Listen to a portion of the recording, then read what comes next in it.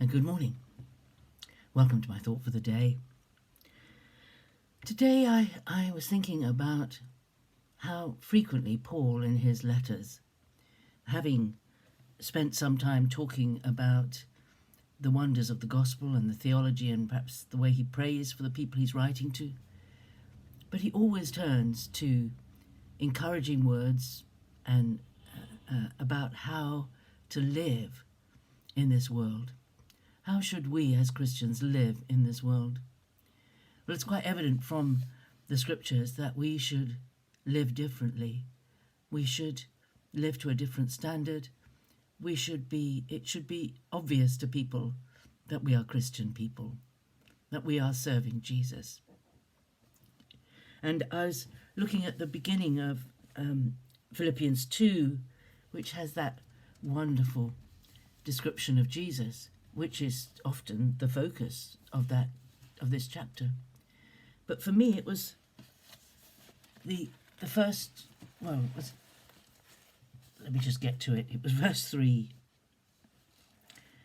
He begins by saying in verse 1 of Philippians 2, if there is any encouragement in Christ, any incentive of love, any participation in the Spirit, any affection and sympathy, complete my joy by being of the same mind, having the same love, being in full accord and of one mind. That's very big. There's a lot of stuff in there, all about unity of thought and purpose. And he's going to go on to show how Jesus demonstrated that purpose and that life that we should emulate.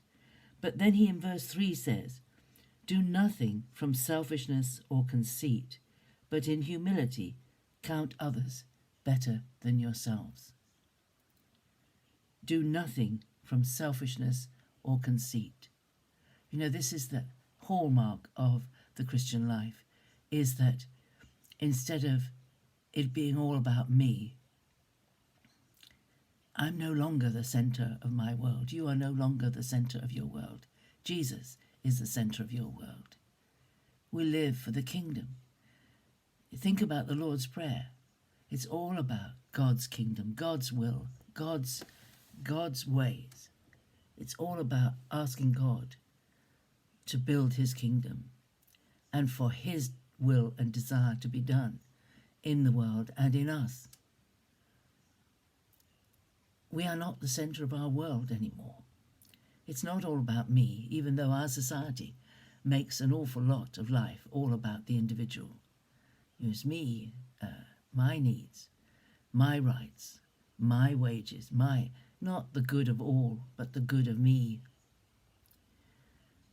And here is this wonderful sentence. Listen to it again.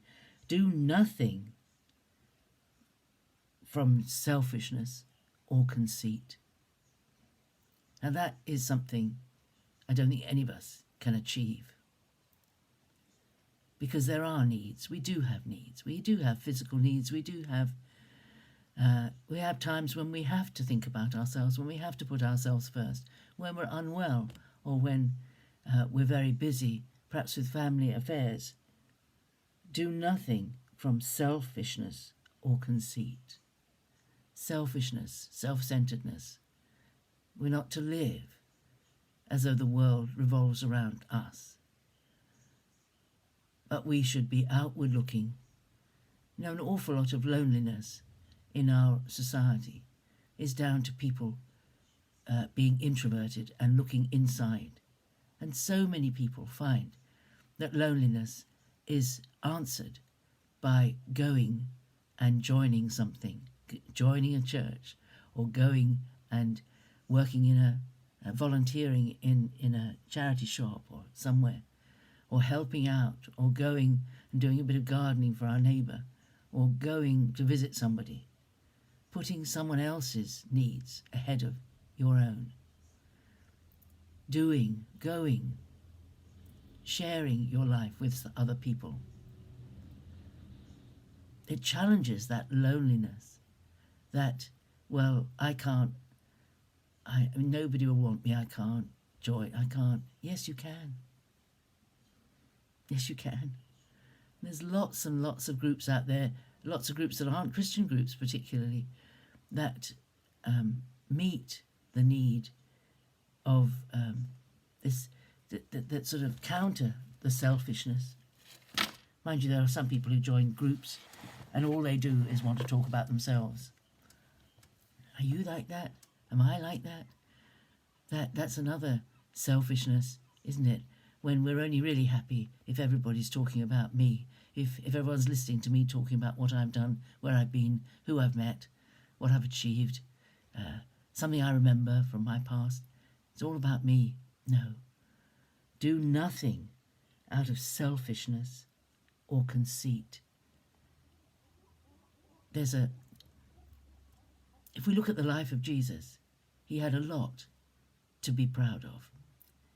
All the achievements that he did, all the healings that he did. But when he spoke about who he was, it was factual. It wasn't blown up, exaggerating words. He just stated the truth in meekness. He was not conceited. We have to beware of conceitedness and yet be honest about the achievements that we have made, because we have made achievements, all of us have, as we've served the Lord. The Lord has worked through us and blessed people, and we can be glad that happened. But we mustn't live in conceit. Do nothing from selfishness or conceit, but in humility count others better than yourselves. Count others better than yourself. There's a lot to think about in those verses. Let God speak to you about your lifestyle, your life pattern, the way you respond to people, the way you speak to people. As you read and reread that sentence, perhaps in a couple of different translations of the Bible, read it a couple of times and have a think today about how you respond to people and what your motives are. God bless you.